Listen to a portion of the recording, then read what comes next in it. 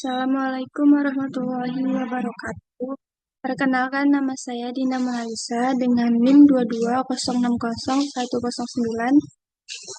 Baiklah, kali ini saya akan mempresentasikan judul pada bab 8 pertumbuhan ekonomi teknologi dan kebijakan, yaitu pada mata kuliah teori metodika oleh Bapak Dr. Alphonse Satrianto, SEM. Baiklah, yang pertama, ada kemajuan teknologi dalam model Solow. Untuk memasukkan kemajuan teknologi, kita harus kembali ke fungsi produksi yang mengaitkan modal total K dan tenaga kerja L dengan output total Y. Kita tulis fungsi produksi sebagai Y sama dengan F, K, L, dan E, di mana E adalah variabel baru yang disebut efisiensi tenaga kerja. Efisiensi tenaga kerja mencerminkan pengetahuan masyarakat tentang metode-metode produksi.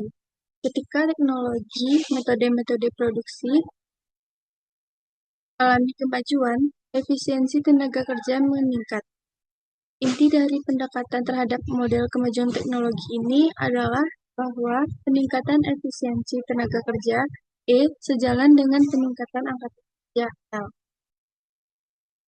Asumsi yang paling sederhana tentang kemajuan teknologi ini adalah kemajuan teknologi menyebabkan efisiensi tenaga kerja tumbuh pada tingkat konstan.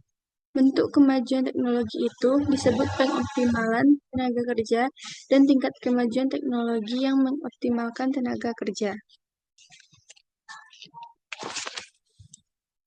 Terdapat juga kondisi mapan dengan kemajuan teknologi. Karena kemajuan teknologi yang dimodelkan di sini menambah efisiensi tenaga kerja, maka hal itu memiliki pengaruh yang sama terhadap populasi. Meskipun kemajuan teknologi tidak menyebabkan jumlah pekerja aktual meningkat, namun sebenarnya setiap pekerja menghasilkan unit yang lebih banyak sepanjang waktu. Jadi, kemajuan teknologi menyebabkan jumlah pekerja efektif meningkat. Untuk melakukan hal ini, kita perlu mempertimbangkan kembali notasi. Selanjutnya yaitu dampak kemajuan teknologi.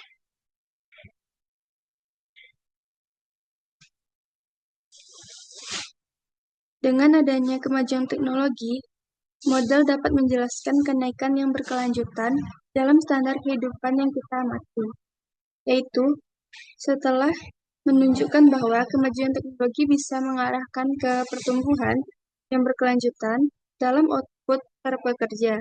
Sebaliknya, tingkat tabungan yang tinggi mengarah ke tingkat pertumbuhan yang tinggi hanya jika kondisi mapan dicapai. Sekalinya perekonomian berada dalam kondisi mapan, tingkat pertumbuhan output per pekerja hanya bergantung pada tingkat kemajuan teknologi.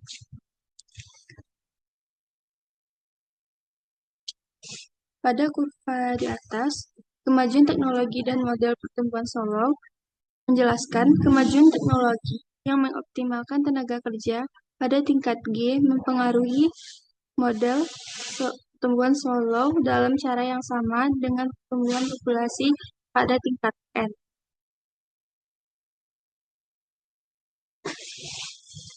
Sekarang, K didefinisikan sebagai jumlah modal per pekerja efektif yang meningkatkan jumlah pekerja efektif karena kemajuan teknologi cenderung mengurangi K. Dalam kondisi mapan, investasi SFK secara tepat mengimbangi penurunan K yang terkait dengan depresiasi pertumbuhan populasi dan kemajuan teknologi. Selanjutnya yaitu dari teori pertumbuhan sampai data empiris pertumbuhan. Pertumbuhan yang seimbang. Menurut model Solow, kemajuan teknologi menyebabkan nilai berbagai variabel meningkat, mapan secara bersamaan pada kondisi mapan. Hal ini yang disebut pertumbuhan yang seimbang atau balance along. bekerja dengan baik dalam mendeskripsikan data jangka panjang bagi perekonomian Amerika Serikat. Pertama, pertimbangkanlah output per pekerja Y atau L dan persediaan modal per pekerja K atau menurut model Solow, dalam kondisi mapan, kedua variabel ini tumbuh sebagai G pada tingkat ketujuan.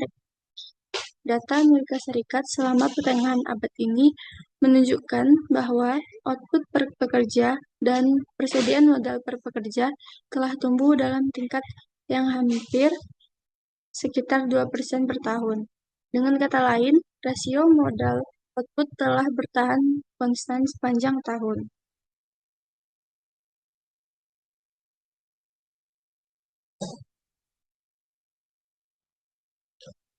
Dan prediksi model Solow tentang harga faktor dan ketepatan prediksi ini terutama patut diperhatikan ketika dibandingkan dengan teori perkembangan perekonomian kapitalis Karl Marx. Marx memprediksikan bahwa pengembalian modal dan akan menurun sepanjang waktu. Dan hal ini mengarah pada krisis politik serta ekonomi. Sejarah perekonomian belum mendukung prediksi Marx yang sebagian menjelaskan mengapa saat ini kita mempelajari teori pertumbuhan Solow dan bukan teori Marx. Yang kedua, terdapat konvergens. Model Solow meramalkan kapal konvergens terjadi.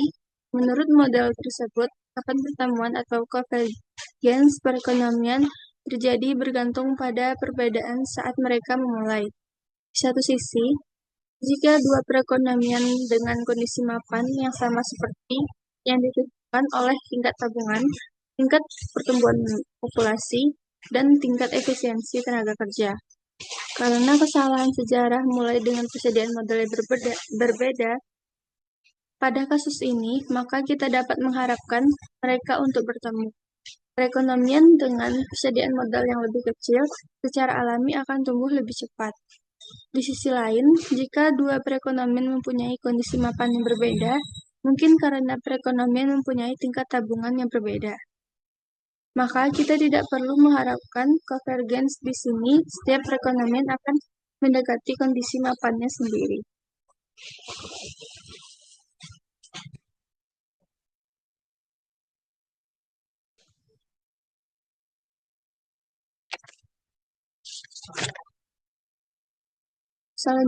Selanjutnya yaitu akumulasi faktor versus efisiensi produksi.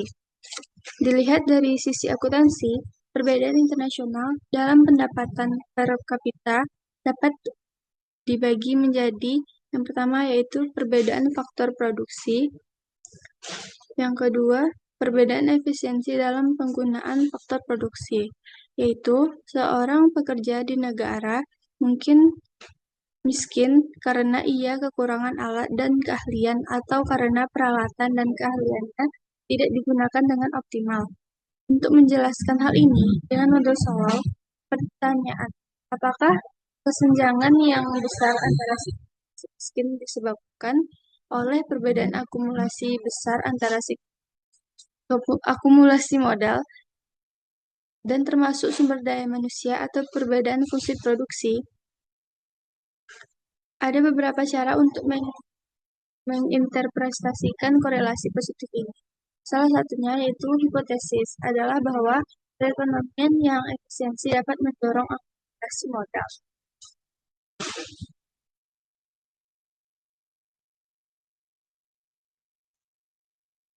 Banyak penelitian telah dilakukan untuk memperkirakan kepentingan relatif dari dua sumber perbedaan pendapat. Jawaban yang pasti sangat bervariasi dari satu studi ke studi lainnya. Tetapi, baik faktor akumulasi dan efisiensi produksi, keduanya sama-sama penting.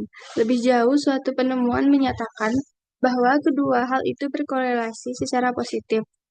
Artinya, negara-negara yang mempunyai tingkat modal fisik dan sumber daya manusia yang besar cenderung menggunakan faktor produksi secara efisien. Dapat beberapa cara untuk mendefinisikannya. Hipotesis lainnya adalah bahwa akumulasi modal dapat mendorong efisiensi yang lebih baik. Jika ada eksternalitas yang positif terhadap modal fisik dan modal manusia, maka negara yang menabung dan menginvestasikan lebih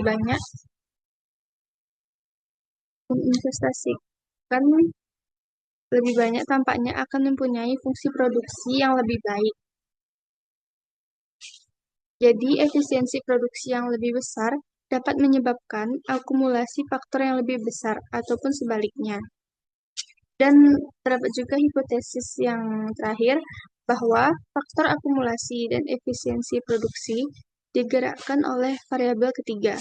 Variabel ketiga ini dapat berupa kualitas institusi negara, termasuk proses pembuatan kebijakan pemerintah. Seperti yang dikatakan oleh seorang ekonom, jika pemerintah membuat kesalahan, maka mereka membuat kesalahan yang besar. Kebijakan yang jelek seperti inflasi yang tinggi, defisit anggaran yang berlebihan, campur tangan pasar yang terlalu besar, dan korupsi yang merajalela seiring berjalan beriring.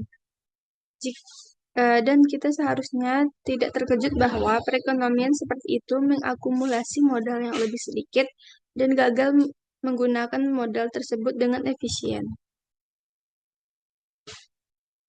Selanjutnya yaitu mengevaluasi tingkat tabungan.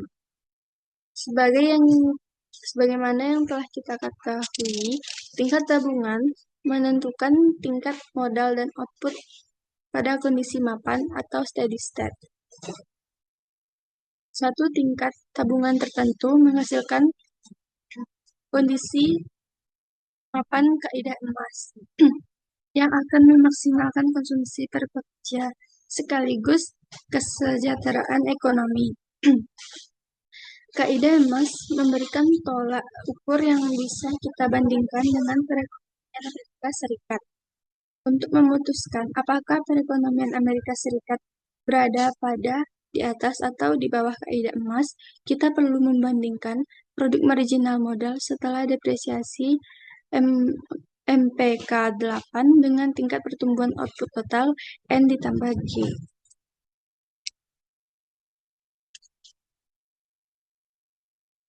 Jadi kesimpulannya, tidak hanya unik lagi perekonomian Amerika Serikat tersebut ketika perhitungannya dilakukan pada perekonomian negara lain. Hasilnya tidak jauh berbeda. Kemungkinan adanya tabungan berlebih dan akumulasi modal di tingkat kaidah emas di atas tingkat kaidah emas secara teori sangat menarik. Namun tampaknya bukan merupakan masalah real yang dihadapi oleh perekonomian dalam praktik. Para ekonom seringkali lebih mementingkan penghematan yang tidak memadai. Perhitungan seperti inilah yang membangun landasan intelektual bagi masalah. Selanjutnya, mengubah tingkat tabungan. Cara yang paling tepat yang bisa dilakukan pemerintah untuk mempengaruhi tabungan nasional adalah melalui tabungan masyarakat. Perbedaan antara jumlah penerimaan pajak pemerintah dan pengeluarannya. Bila pengeluaran pemerintah melebihi penerimaannya, maka pemerintah dikatakan mengalami defisit anggaran yang menunjukkan tabungan masyarakat menjadi negatif. Pemerintah juga mempengaruhi tabungan nasional dengan mempengaruhi tabungan swasta, tabungan yang dilakukan oleh rumah tangga atau perusahaan. Sebaliknya, beberapa banyak orang menabung bergantung pada insentif yang mereka terima. Dan insentif ini dibedakan menjadi berbagai kebijakan publik. Banyak ekonom berpendapat bahwa tarif pajak atas modal yang tinggi, termasuk pajak pendapatan perusahaan, pajak pendapatan federal, dan berbagai jenis pajak pendapatan negara bagian yang menghambat tabungan swasta dengan mengurangi pajak pengembalian yang diterima oleh para penabung. Di sisi lain, pos penghapusan pajak seperti IRA dirancang untuk tabungan swasta dengan memberikan pengakuan khusus atas pendapatan yang ditabung dalam pos ini. Beberapa ekonom mengusulkan peningkatan insentif untuk menabung dengan mengganti sistem pajak pendapatan saat ini dengan sistem pajak konsumsi.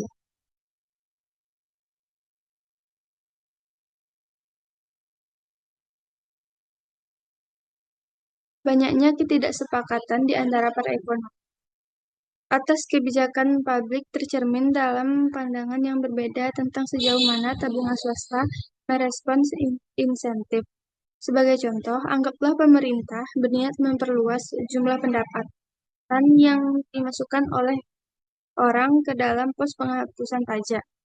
Jadi, apakah masyarakat akan menanggapi kenaikan insentif ini dengan menabung dana, atau apakah masyarakat hanya akan mentransfer tabungan yang dilakukan dalam bentuk lain ke pos ini?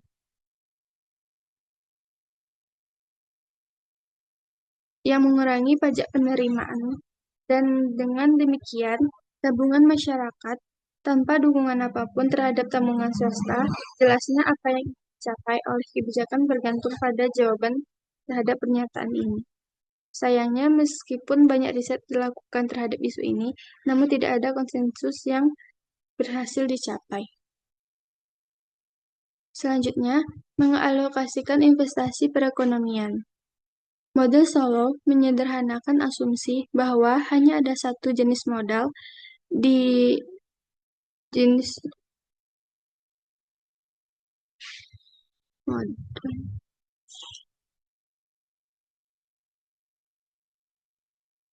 Perusahaan-perusahaan swasta melakukan investasi dalam jenis-jenis modal tradisional, seperti pabrik bulldozer dan baja, serta jenis-jenis modal baru seperti komputer dan robot.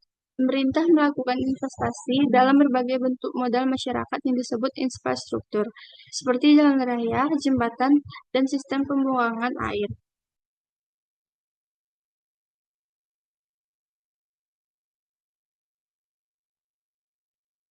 Selain itu, juga ada modal manusia seperti ilmu pengetahuan dan keahlian yang didapatkan oleh para pekerja dari pendidikan, yaitu dari program kanak-kanak awal seperti Head Start sampai on the job training bagi orang dewasa dalam angkatan kerja. Para ekonom lain menyarankan agar pemerintah secara aktif mendorong bentuk-bentuk modal tertentu. Anggaplah, misalnya pengembangan teknologi terjadi sebagai produk sampingan dari aktivitas ekonomi tertentu. Ini akan terjadi jika proses produksi baru dan perbaikannya dijalankan selama proses pengumpulan modal. Fenomena yang disebut belajar melalui tindakan. Dan jika gagasan ini menjadi bagian dari tenaga pengetahuan masyarakat, produksi sampingan itu disebut sebagai eksternalitas teknologi atau imbasan ilmu pengetahuan. Dengan adanya eksternalitas itu, pengembalian modal sosial melebihi pengembalian perseorangan, dan manfaat dari tingkat akumulasi modal bagi masyarakat lebih besar ketimbang yang dinyatakan oleh model Solow.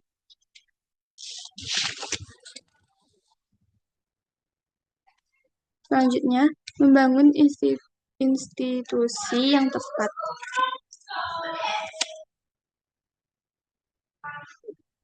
Perbedaan institusi lainnya yang terjadi antar negara adalah kualitas dari pemerintahan negara itu sendiri. Namun, pemerintahan yang ideal harus berperilaku sebagai tangan yang menolong atau helping hand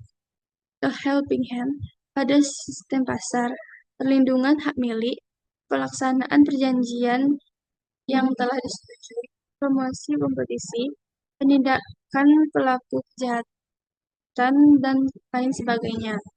Namun terkadang, perintah menyimpang dari bentuk ideal dan berperilaku lebih sebagai tangan yang menyerobot dengan menggunakan wewenang yang dimiliki negara untuk memperkaya sekelompok kecil individu sementara. Masyarakat luas menderita. Studi empiris membuktikan bahwa tingkat korupsi yang cukup tinggi di suatu negara merupakan faktor penentu yang cukup penting bagi pertumbuhan ekonomi.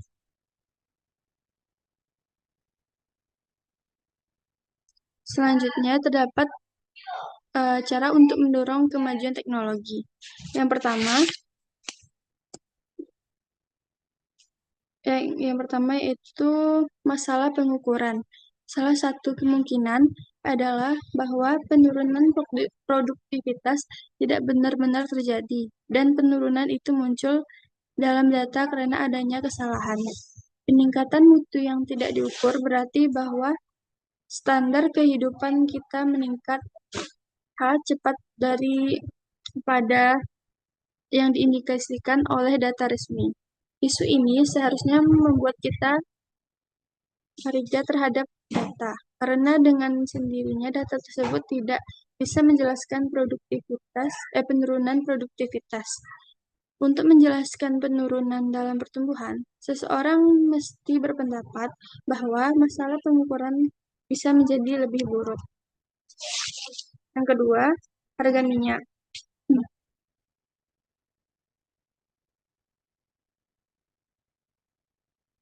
Ketika penurunan produktivitas dimulai sekitar tahun 1973, hipotesis yang pasti untuk menjelaskannya adalah melonjaknya harga minyak yang disebabkan oleh tindakan negara-negara OPEC.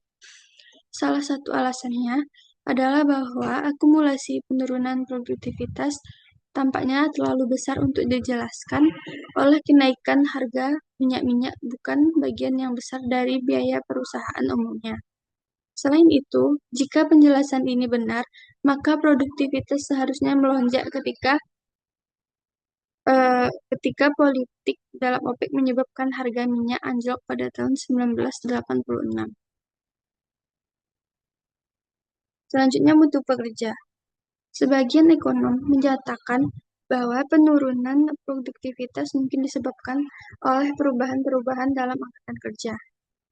Pada awal tahun 1970-an, generasi baby boom yang besar mulai meninggalkan bangku sekolah dan memasuki dunia kerja.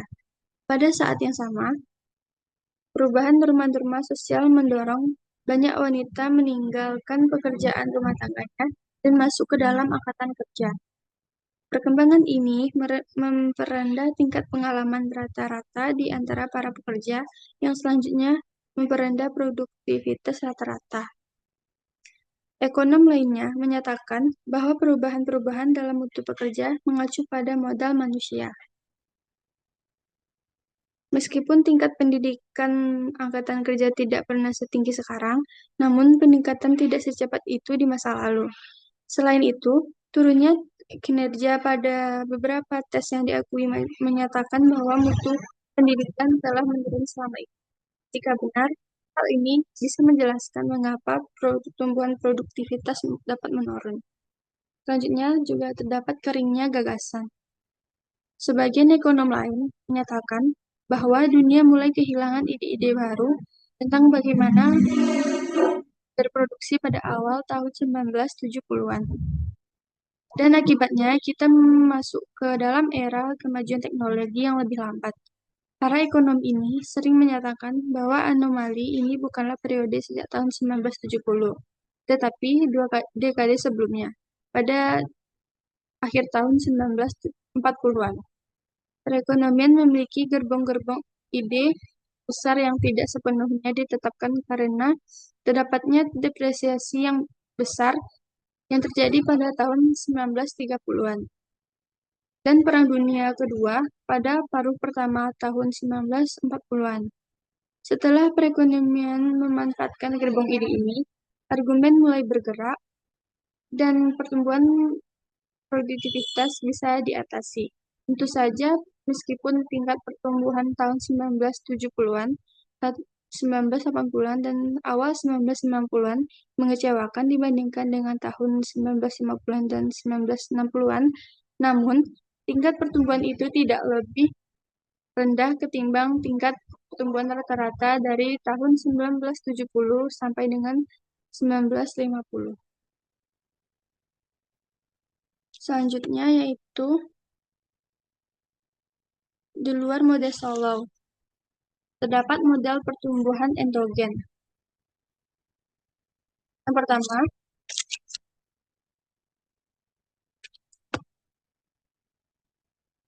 Untuk menggambarkan gagasan di belakang teori pertumbuhan endogen, kita mulai dengan fungsi produksi sederhana, yaitu Y sama dengan AK Solo dikali 1 unit modal tambahan memproduksi unit output tambahan sebesar A. Tanpa memperhitungkan berapa banyak modal yang ada, ketiadaan kembalian modal yang kian menurun ini merupakan perbedaan penting antara model pertumbuhan selulow dan model pertumbuhan endogen. Yang kedua, dalam model selulow, tabungan akan mendorong pertumbuhan untuk sementara. Tetapi pengambilan modal yang kian menurun pada akhirnya akan mendorong perekonomian mencapai kondisi mapan, di mana pertumbuhan hanya bergantung pada kemajuan teknologi eksogen. Sebaliknya, dalam model pertumbuhan endogen, tabungan dan investasi bisa mendorong pertumbuhan yang berkesinambungan.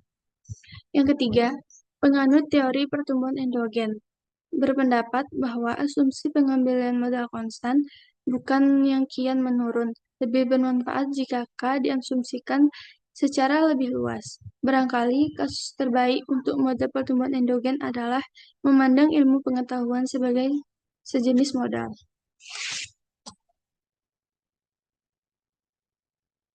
Selanjutnya, model dua sektor. Perekonomian memiliki dua sektor yang bisa kita sebut perusahaan manufaktur dan aktivitas riset. Perusahaan memproduksi barang dan jasa yang digunakan untuk konsumsi, investasi dalam modal fisik. Perekonomian dijelaskan oleh fungsi produksi untuk perusahaan, fungsi produksi untuk universitas, dan persamaan akumulasi modal Y sama dengan FK 1 dikurang L, di mana adalah bagian dari angkatan kerja di universitas dan 1 adalah bagian dalam perusahaan manufaktur. E adalah persediaan ilmu pengetahuan yang gilirannya menentukan efisiensi tenaga kerja. Dan E, fungsi yang menunjukkan pengetahuan bergantung pada bagian angkatan kerja, yaitu bagaimana pertumbuhan yang berada di universitas seluruh N itu bersifat standar. Seperti biasa, fungsi produksi untuk perusahaan manufaktur memiliki skala pengembalian konstan. Jika kita melipat gandakan kedua jumlah modal K dan jumlah pekerja efektif dalam perusahaan manufaktur, maka kita melipat gandakan output barang dan jasa.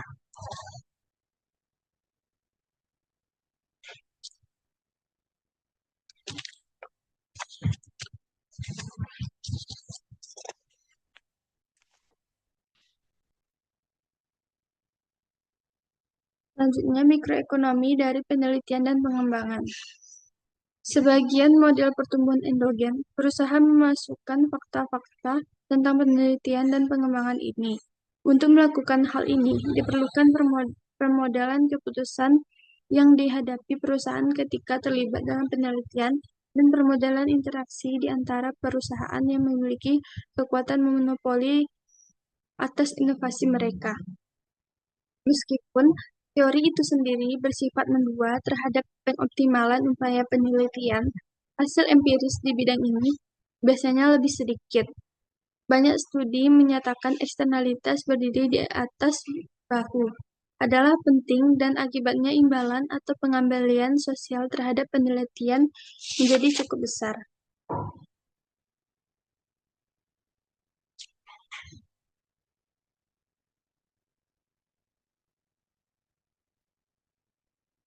Jadi, dapat kita simpulkan, yang pertama, dalam kondisi mapan, model pertumbuhan solo, tingkat pertumbuhan pendapatan per kapita hanya ditentukan oleh tingkat kemajuan teknologi eksogen.